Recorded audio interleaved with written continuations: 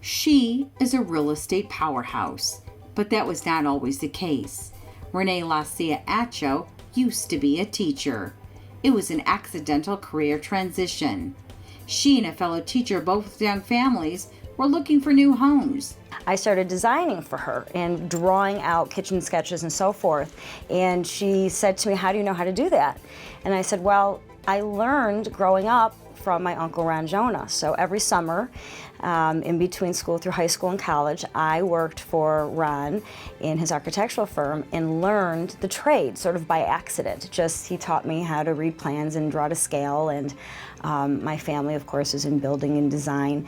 So just being around the industry, I found a talent or a skill set that I didn't realize I had. Renee started to do specs in Birmingham, which led her to becoming a real estate assistant.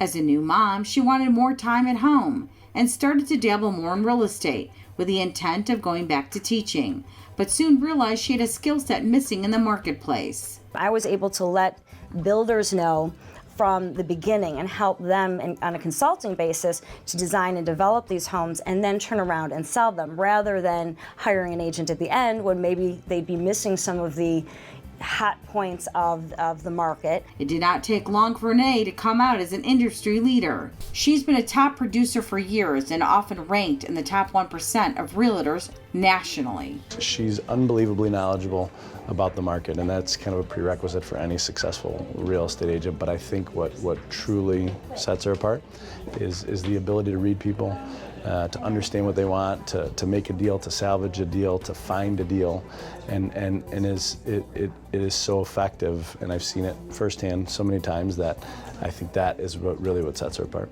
She is a natural innovator. She always says, if it's not broken, break it, meaning she continues to push the envelope with things. She challenges herself no matter what aspect of the business it's in, and that's why she's the best. Renee has also guided the creation of Keller Williams luxury brand to Birmingham and opened KW Domain.